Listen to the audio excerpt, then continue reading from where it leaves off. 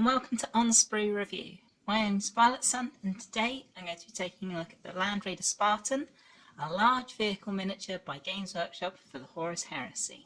After taking a bit of a break for the record-breaking heat last week, I'm back with another one of the kits from the Age of Darkness box. This time the big centerpiece tank, the Spartan. As I got this as part of the starter set, I don't have a box for it, which is why we're already looking at a big pile of sprues. However, I think we should take a look at the instructions first. As with big tanks especially, a good set of instructions are really important to ending up with a well-built vehicle. Now there are actually quite a few pages of this instruction booklet dedicated to the Land Raider Spartan, which I think is kind of a good thing. It's a very big kit with a lot of parts, and you really want to take it slow with explaining exactly how it all goes together, just so everyone knows what the deal is. Obviously quite a few of these stages are almost the mirror image, as the left and right track assemblies are pretty much identical. Then takes you through carrying the front passenger compartment and then up onto the top of the tank, then explaining your kind of rear engines and your weapon systems. And as I say, this goes on for quite a few pages and pages and pages. These are all in black and white rather than full colour. I always prefer a full colour instruction manual, but this is what we've got. And at the end it explains the rather numerous options you have for different hatch accessories and crew figures and weapons. You do also get the full rules for this vehicle included in this booklet. Now whilst I haven't built this kit yet, there is one slightly odd order of construction, or what I consider a little odd, in that you kind of build the whole centre of the tank before you attach it to either of the side pieces, which I'm sure they've tested and is a way of getting this kit together, but I think I would change the order a little bit and have at least one of the side pieces attached to this before I started trying to get a final glue fit on all of these, because if you mess up one of these glue joints, trying to get this to fit onto the side pieces might become a little bit awkward. Also, some people will probably leave the tracks off, depending on what legion they're painting. Sometimes it's a little bit easier to paint all that silver separately and then attach them to your vehicle afterwards. It kind of depends on your colour scheme. All in all, I think this is a pretty good guide to how to get the model together. As I say, takes things nice and slow and really walks you through every single little step. I just wish it was in full colour rather than in just black and white. With the instructions taken care of, let's have a little look at some of the plastic. I'm going to save this hatch sprue for a little bit later. Let's have a look at some of the parts of the Spartan. Now this is one of the key parts of the kit. It has both the road wheels and the mounting points for the main weapons, as well as the hatch for the troops to disembark on the sides. I say this is a key part because both the front and back pieces of the track assembly all attach onto this. So it really is kind of the centre of both sides of the vehicle. And it's quite a complex part, lots of different shapes.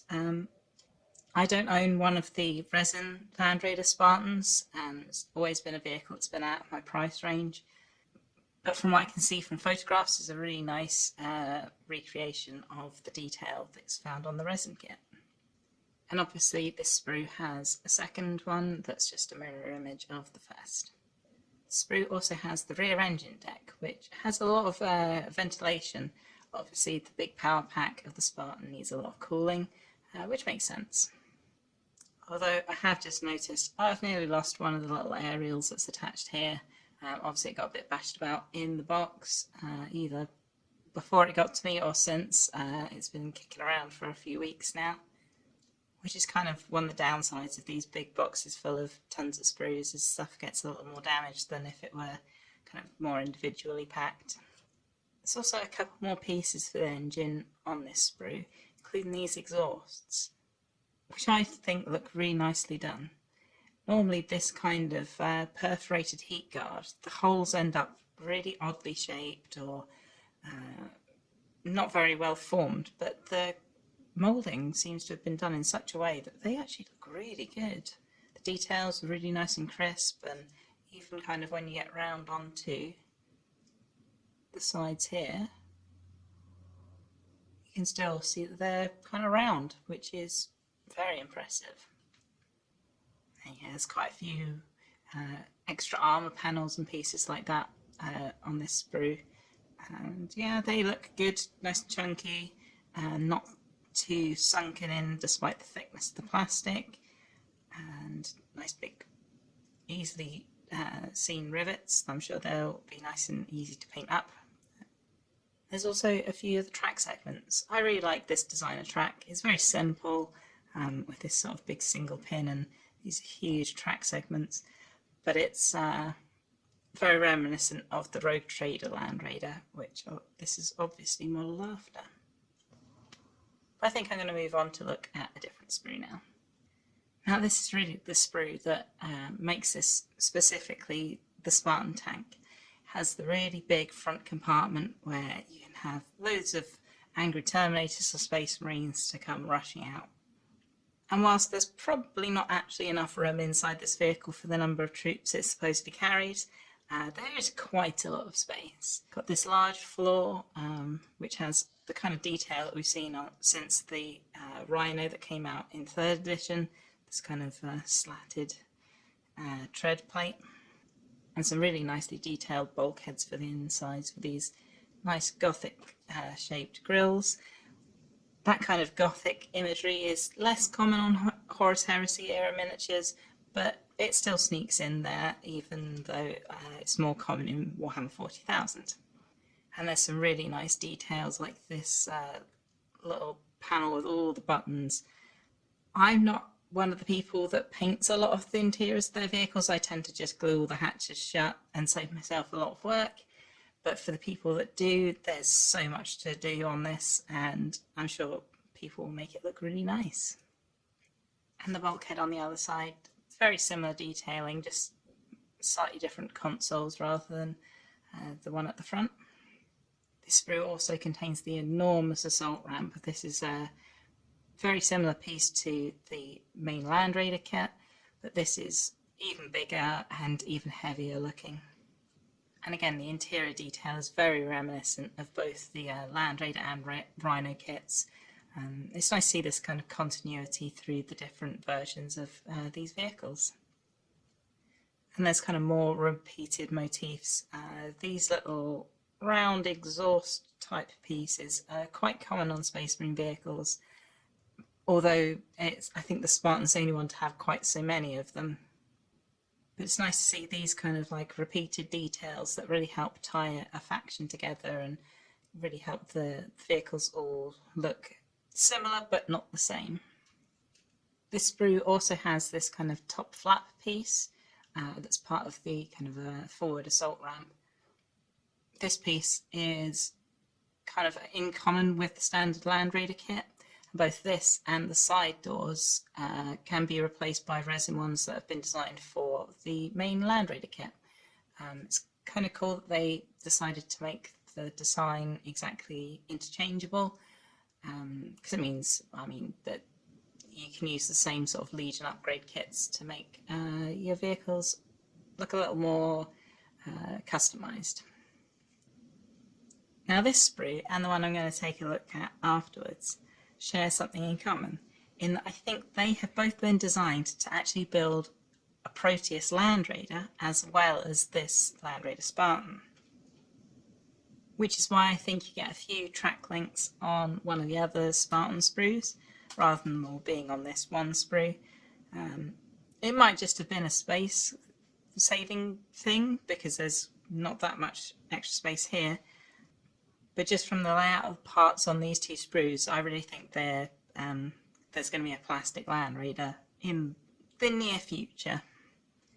And most of this sprue is the same track links that we've already had a little look at.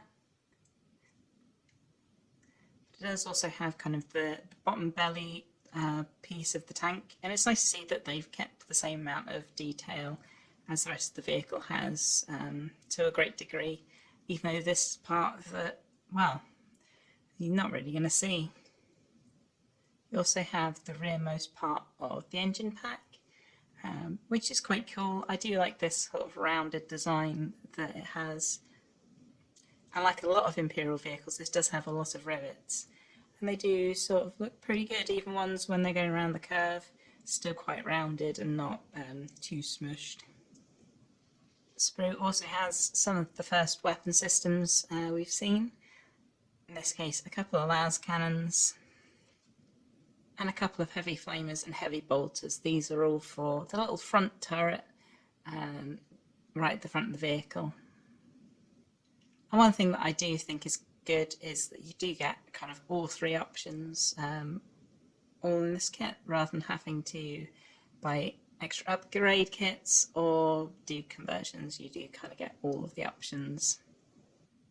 And again, this is another perforated heat shroud kind of design that really works. The holes look nice and circular even on the angled parts. Again, very nice design. And the second sprue that I think is going to be common with the Land Raider is this one, which has the front and rear hull parts and a few extra little detail bits, which we'll take a look at.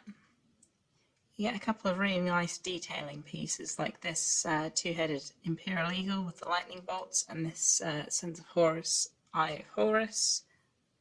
These have been designed with a flat back to them, so they're mostly intended to be stuck onto the flat armour of a vehicle, but you could use them for terrain, or I think with a little bit of extra work of sculpting the back, these could be even used as banner tops or extra detail for infantry units. There's actually quite a few of these sort of spread around this sprue. It's nice to have quite so many extra detailing pieces included. And there's slight odd inclusions on this sprue. Some actual bits for the crew members. These sort of handheld tactical displays.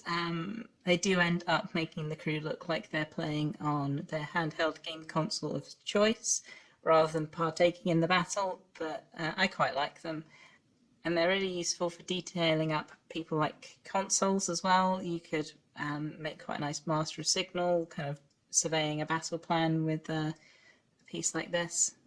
And to go with those, there are even arms, which feels pretty odd on this sprue, but there they are.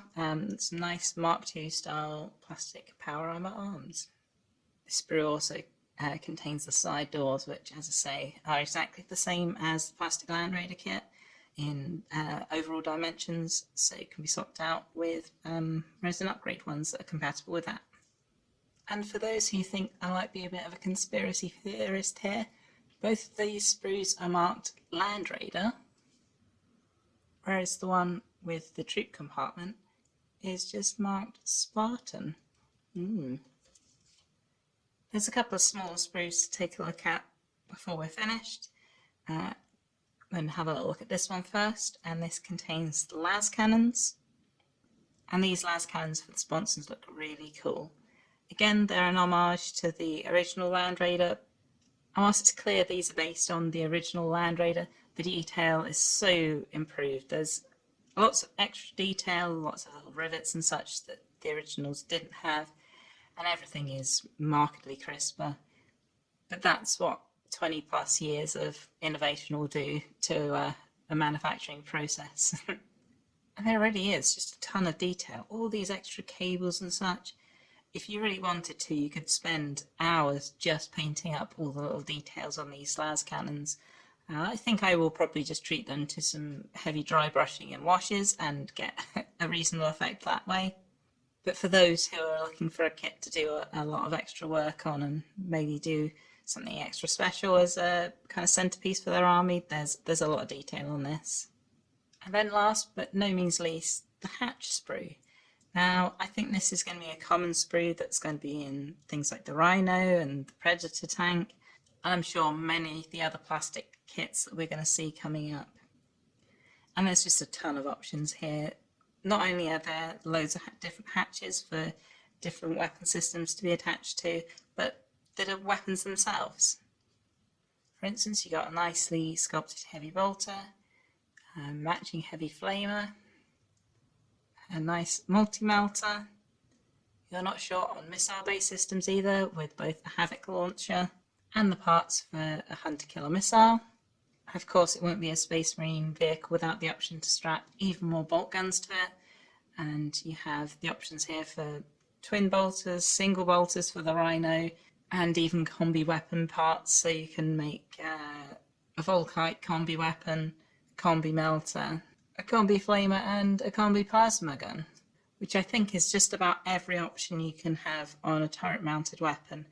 There might be a few legions that can do weird things like putting assault cannons or something in place of the heavy flamer, but I think that covers most of the weapons most of the legions have to put on the turret hatch.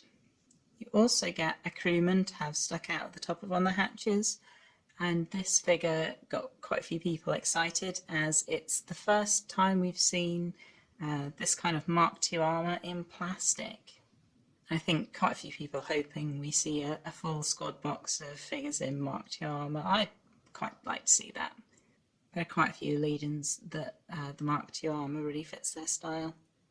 Of course, this crewman has some suitable shoulder pads with the nice light banding and the edge rather than the heavier Mark III style.